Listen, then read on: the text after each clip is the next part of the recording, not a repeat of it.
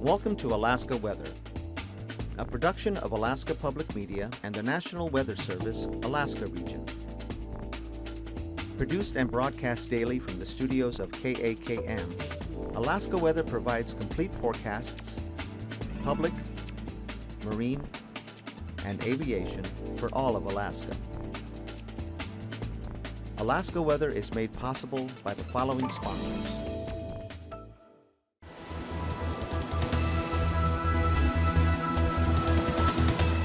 The National Weather Service. Good evening, everyone. I'm meteorologist Dave Snider with you on the 16th of December. As always, we encourage you to stay up to date with your local weather information. You can do that in many different ways, listening to NOAA Weather Radio or Marine Band on VHF. Calling us at 1-800-472-0391 is the Alaska Weather Information Line. You can get your local forecast and warnings there anytime.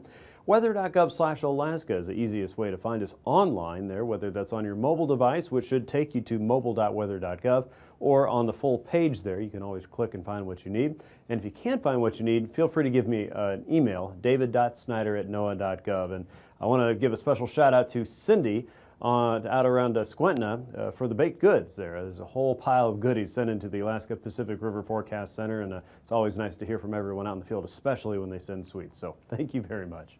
Here's a look at the west coast of Alaska, and maybe not so sweet weather, maybe welcomed snow, but could be a lot of it there.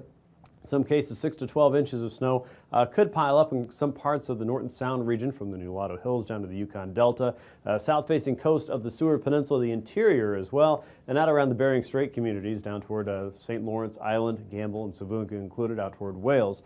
This will be for Monday there, with the next wave of weather that you'll see on the satellite picture here in just a few minutes. But a winter storm watch is posted for your area. Again, that'll be on Monday.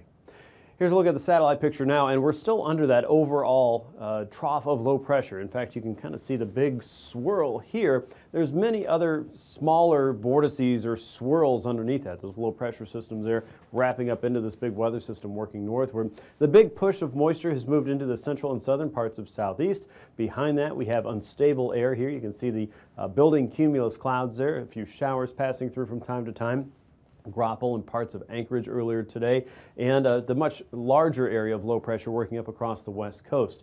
A broad easterly flow is still sweeping across the coastal plain and the north slope. That has been pushing a lot of that pack ice a little bit further west as well, helping to build in the open water of the Chukchi Sea, where we'll take a look at the marine forecast and the ice edge in just a little bit. And in the meantime, a northerly flow sweeping through St. Matthew down toward St. Paul and St. George, and a little bit of a brief ridge building in before the next weather makers moving into the western Aleutians. That is the next storm, and one that again is posted the winter storm watch for the Norton Sound region.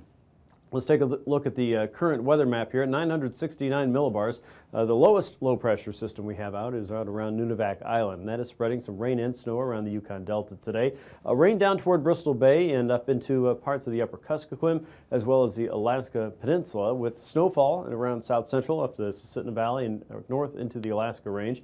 Across the northern coast and into the middle Yukon Valley, you can see areas of light snow there, also around Kotzebue Sound and Shishmaref, and blowing snow up around the north coast. You'll notice that easterly flow, again, fairly tight, so no doubt there's some blowing snow in there, but no warnings or watches for any poor visibility or blizzard conditions at this point. Cold front is working its way up towards southeast. We did have some winter storm warnings up around the Klondike. Those are expired at this point. A 991 millibar low is moving in, and this is gradually going to sweep north and east and fall apart, but rain will be part of your afternoon and certainly the rest of your evening there. Notice that front is already inland by the overnight hours and is breaking up as it moves further northward as we get into the early morning of your Sunday there, with low pressure closer to Kodiak Island at 991 millibars. The front also kind of stalled out here just north of the Alaska Range over the interior.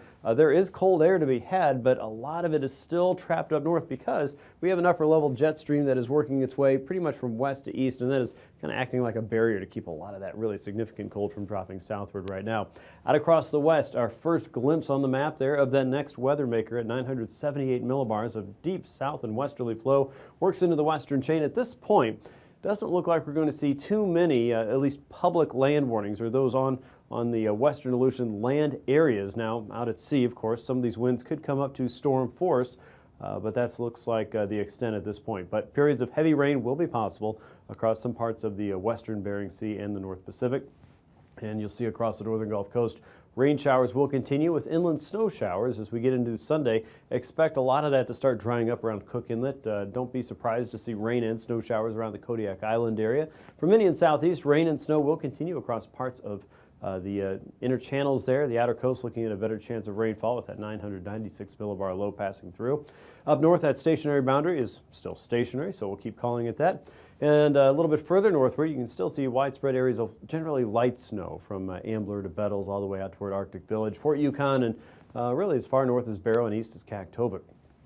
We've got a brief break in the weather across the west coast. This ridge of high pressure is just past the Pribilovs there, and right behind it comes that strong push of southwesterlies that will sweep in and really change the weather up as we head into Monday. You can see that pressing eastward as we get into Monday afternoon. The front just flying across the western and central Aleutians. The low pressure system down to 949 millibars. So no question about it, we'll have at least a fighting chance to have storm force winds as this low passes through. The question will be how strong are those storm force winds, so keep an eye on that. Now, once we get into Monday, that winter storm watch will cover a large part of Norton Sound, the Yukon Delta, the south-facing coast of the Seward Peninsula, the Bering Strait region, all the way out towards St. Lawrence Island and Wales as well. And once again, there will be some periods of heavy snow with that. The question we have is how much warm air will be lingering in this region, and will you get any ice with that as well?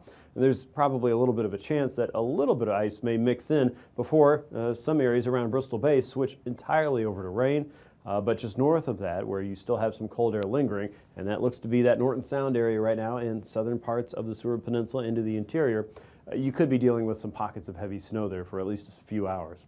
The front will continue working its way eastward. You can see the clouds building in, but there may be some opportunities for some sunshine across some parts of the interior for your Monday. Low pressure still holding across the eastern sections of the Gulf of Alaska. That's at 1,011 millibars. High pressure is noticed just south of Kodiak Island, barely sneaking on the map at 1,029 millibars.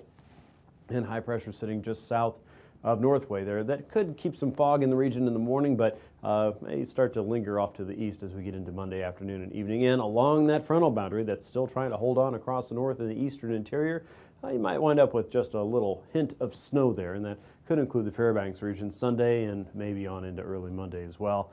Behind that, though, we're going to rush right back into that stronger southerly flow as supported in the upper levels and at the surface there. So no question about it. It is going to be another warmer period. The other effect this has, though, is that strong southerly wind is really going to work over any of that newer ice that is formed around Kotzebue Sound and Norton Sound, and certainly into Bristol Bay. Any ice that's there right now around the Dillingham area, a lot of that's really going to get chewed up and probably will be gone as we get into Monday night and Tuesday. So keep an eye on the ice along the west coast and certainly up into the Chukchi Sea. You'll see that updated map here in just a few minutes.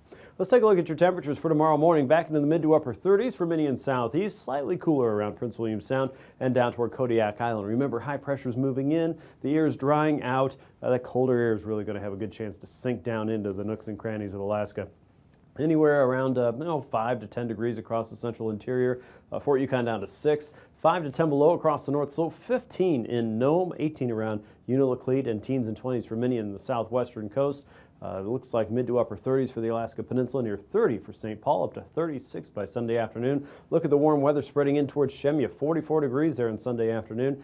Mid to upper teens for Fairbanks and the central Tanana Valley, around 20 degrees for places like Tanana out toward Ambler and Bettles, a little bit colder, single digits and mid-teens there. 14 for Arctic Village, 1 below in Barrow, and 5 above for Kaktovik, it looks like. For southeast, upper 30s to lower 40s as we get into your Sunday. For Monday morning, temps will hover close to freezing for many in southeast. For the interior, well below, about 4 degrees in Fairbanks, 0 for Bettles, anywhere from 5 to 15 below for the North Slope, 2 in Kotzebue, 11 for Nome, and 20 around St. Lawrence Island and Savunga, 24 Nunivak Island, teens for Bristol Bay, 20s and 30s for many in southwest. Take a look at the highs as we get into Monday afternoon. Still above freezing for many in southeast and a chance for rain showers there. Teens and 20s for south central, 35 for Kodiak Island, 12 for Tanana.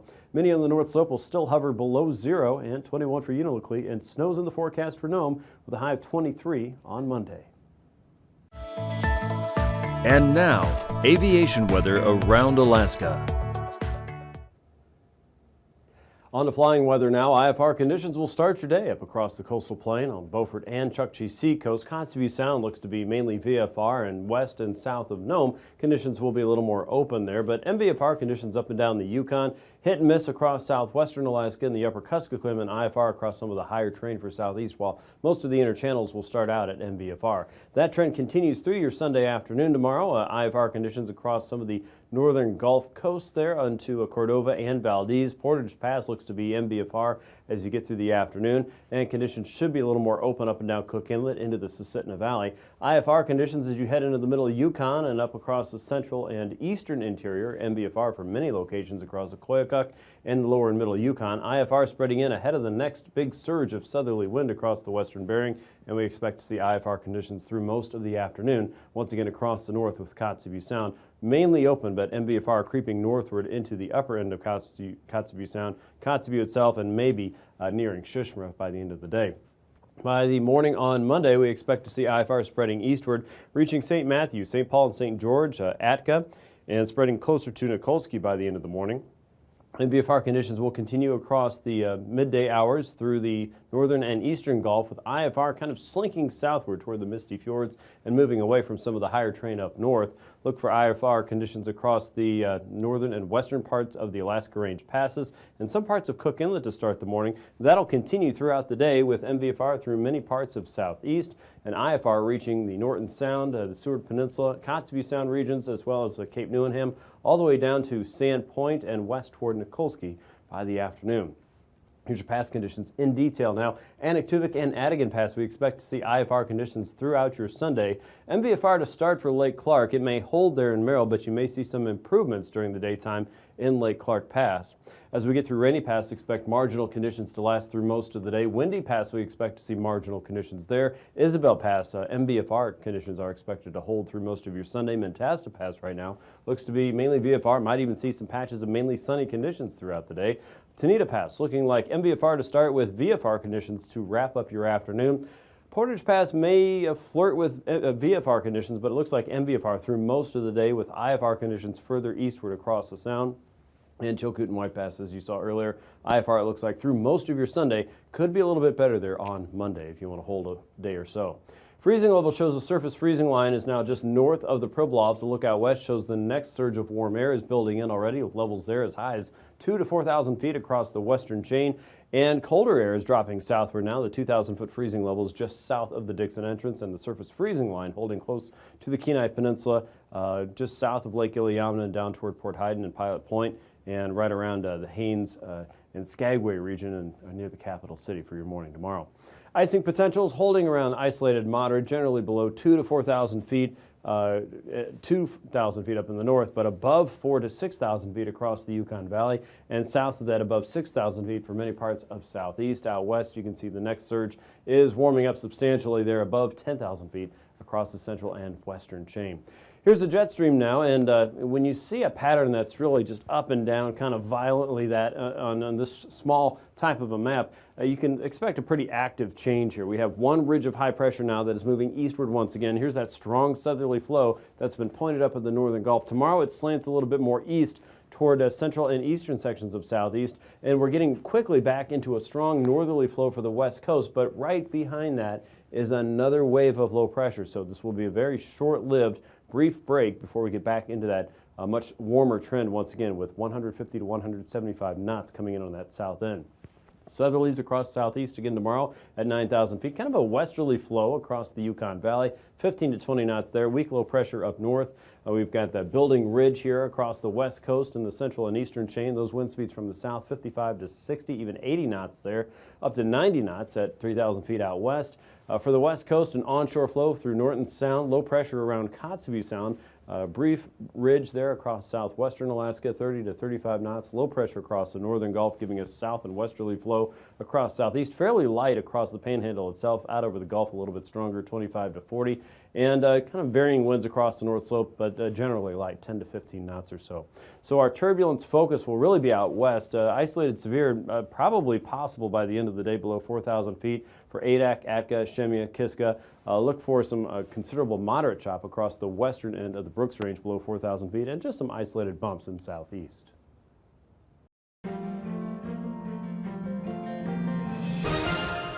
Hello again, I'm meteorologist Dave Snider with the National Weather Service for another edition of Alaska Weather Facts. And joining us again, talking about the Augmented Reality Sandbox, is Eric Stevens from GINA, the Geographic Information Network of Alaska. And he's actually talking about a project from AKwx, which is the experimental program to stimulate competitive research. A lot of acronyms, but some really fun stuff today, right, Eric? You bet. We've got a learning tool that is a tool that's fun to use, and it really has a relevance to actually daily lives of anyone who goes outside and sees lumpy topography in Alaska. We've got a lot of mountains and such.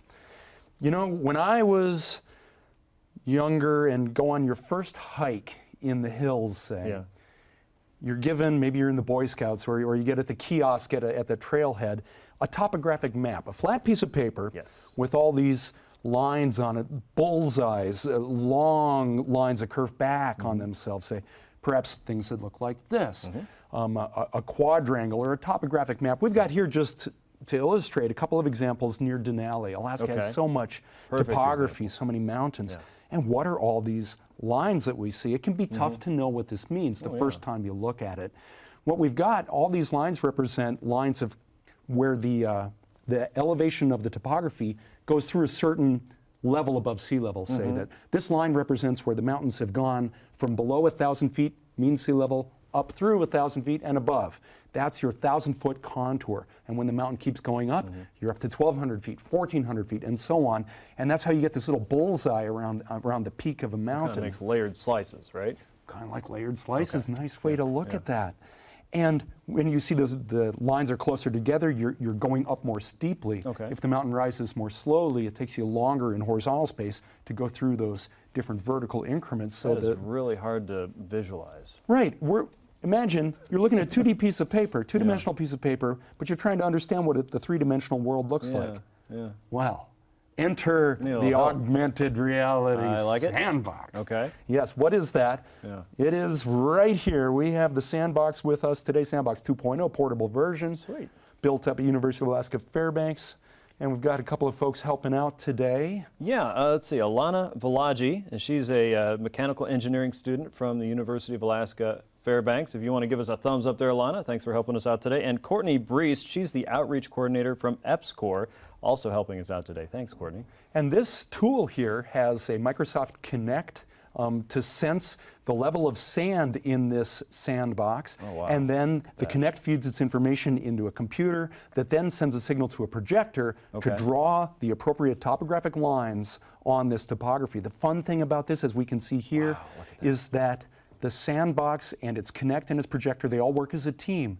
So here we've got a mountain in the middle of the sandbox. What if we took down the mountain to some degree?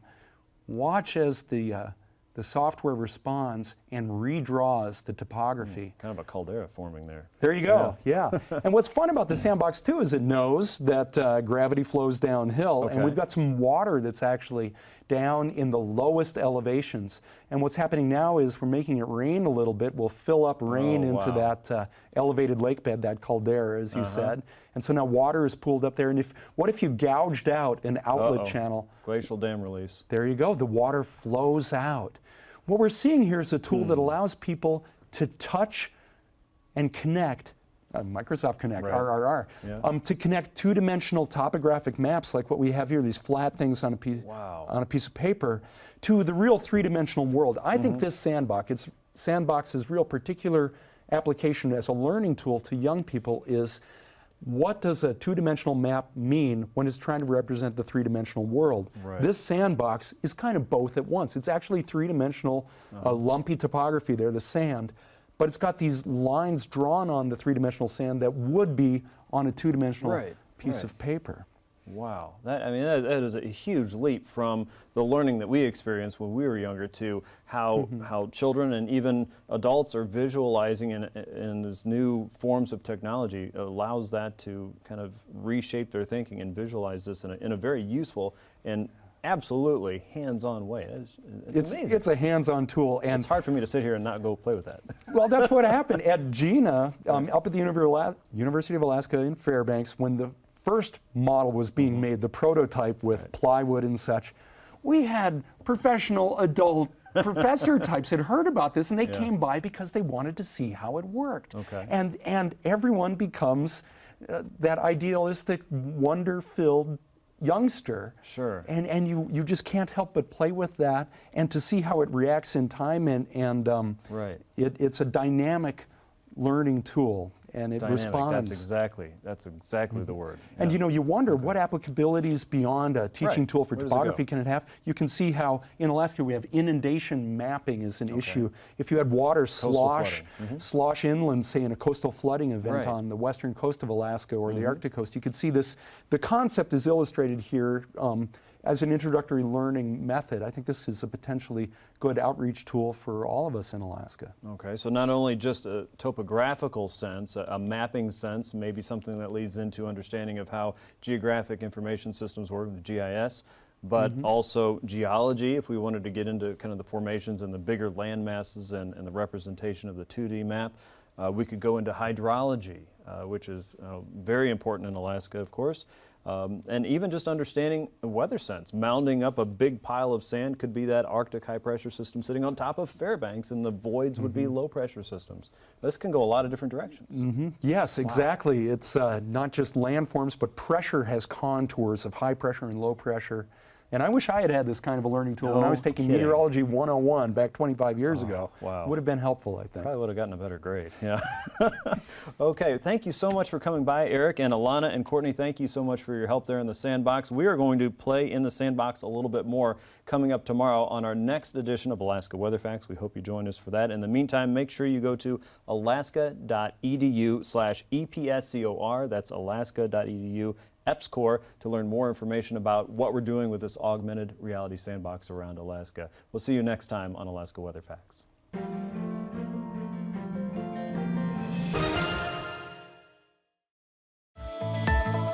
And now, marine weather around Alaska. Time now for a quick check for your sea ice edge. And we're going to start looking at the ice edge back toward last week when we still had substantial ice missing from the Chukchi Sea, and those easterly winds that we've had for the last week have filled a lot of that in. Here's December 15th, just yesterday, and certainly some ice down the west coast as well. The forecast for the ice is to actually see some of that erode again with those stronger southerly winds we've been talking about. So there will continue to be changes as we go ahead for the next 4, 5, and 6 days thanks to that stronger southerly flow. You can see this image on Facebook. Join us there at NWS Alaska, and be sure and check out the real site at weather.gov/Anchorage/ice. Now here is that ice edge analysis today, and again you can see that lower concentration ice still stinking up toward Wrangell Island through the Bering Strait, but a lot of this ice has filled in thanks to that persistent easterly flow. There's also a little bit of ice down in toward Bristol Bay. A lot of that will go away though with that next southerly push. Here's a look at southeast now. South and westerly winds coming ashore at 25 knots, 13 to 14 foot seas across the outer coast, 3 to 5 foot seas across the inner channels, 15 to 25 knots coming in from the south as we get into Monday, a little bit more of a southeasterly turn with 15 to 20 knots, 3 to 4 foot seas there on the inside. Northerlies pick up out of the Lynn Canal, driving seas up to 6 feet with that 30-knot wind, and south and easterly winds coming around the outer coast at 20 to 25 knots, 14 to 15 foot seas there on Monday in southeast. For south central, light northeasterlies inside of Prince William Sound, 15 knots and 3 foot seas. Look for 12 to 13 foot seas down the northern Gulf there with 15 to 25 knot winds. And you're looking at northerlies coming down Cook Inlet, picking up a little bit from yesterday, 15 to 25 knot winds on 3 to 5 foot seas. As we get into Monday, winds are still staying relatively light. Northerlies will be the rule. Northeasterlies in the northern Cook Inlet, northwesterlies over the Barrens. 8 to 9 foot seas are expected there on that 30-knot wind. Look for a north flow in Prince William Sound and 15 to 20 knots across the northern Gulf with 7 to 8 foot seas. Now we get into the stormier part of the forecast. Look for a west to northwesterly flow inside of Bristol Bay, 30 to 35 knots down the Bering Sea coast. Higher seas here running into the Bering Sea coast of the Alaska Peninsula. 25 knots in Shelikof Strait and up to 40 knots as you head down towards Sand Point on a 20-foot sea there as you get into Sunday afternoon. Notice out west things are changing quickly. Seas are building into the orange and red range. That gets us into about 25 to even 30 knots or so, or 30 feet I should say. Look for a south and westerly flow coming up through the entire region, 30 knots from the south in Bristol Bay, 45 knots coming down the Bering Sea coast, 40 knots south of Sand Point to Falls Pass, with a 20-foot sea there. Again, conditions will worsen as we get into Monday afternoon and into Tuesday for this location. Out across the west, here is that southerly push. A strong storm force low working its southerly magic up across the western chain, 55 knots in those areas, 29 to 31 foot seas, 45 knots for the central chain, 16 to 17 foot seas, and still holding under the ridge for Nikolsky and Unalaska. At least one more day there. For Monday, that changes. 45 to 50 knots in all areas. Look for seas coming up to 23 to 24 feet on the Bering Sea coast, 27 to 31 feet across the Pacific coast, and westerlies kick in behind Atka at 40 to 45 knots with 26 to 31 foot seas. Again, mind your manners out there on the sea there and seek some shelter, at least for your Monday. Things will be getting better quickly. Along the west coast, north and west, it looks like will be the rule. 25 to 30 knots coming down through Nunivak Island, through the Pribilofs, 25 knots from the west, 13-foot seas, northwesterlies around St. Matthew at 30 knots, and 20 knots from the west over Norton Sound, over the ice, it looks like, for Sunday. For Monday, a southeasterly flow at 35 knots over the ice, but look at the winds coming up sharply across the west coast. Again, all of this driving in warmer air. Winter storm watches once again around Norton Sound, around St. Lawrence Island and the Bering Strait. That'll happen on Monday for about 6 to 12 inches of snow, but many areas to the south will be dealing with a quick changeover back to rain again with that strong southerly push. Across the north, northeasterlies coming through the Beaufort Seacoast at 20 to 25. Northeasterlies down the Chukchi coast, 20 to 30 knots. I look for a northwesterly flow coming into the Bering Strait region, 25 knots with a 7-foot sea around St. Lawrence Island. That comes up sharply to a southeasterly flow on Monday, 45 knots with an 18-foot sea, and a very strong offshore flow, 25 to 30 knots. In some cases over the ice, but in some cases it will open up the water a little bit as it's moving ice away from the coast. A light easterly flow across the Beaufort, 10 to 15 on Monday. Recapping tonight's weather, look for rain showers in southeast and across the northern Gulf Coast and Kodiak Island to Bristol Bay. A weak front sits across the interior and may keep some snow showers in the region for tonight. A stronger easterly flow will blow snow around for the north slope, and a stronger southerly wind develops out across the west. A storm force low across the western Bering will continue to deepen Sunday and into Monday, bringing a better chance for some heavy snow across the Norton Sound community, Seward Peninsula, and the Yukon Delta, out towards St. Lawrence Island, with rain coming in on the southern end. Rain showers continue for parts of southeast. Thanks for watching Alaska Weather. These forecasts are to be used for planning purposes only.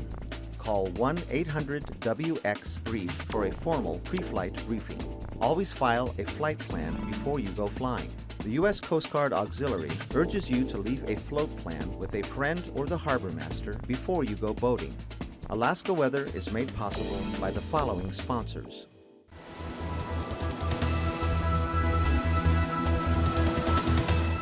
The National Weather Service.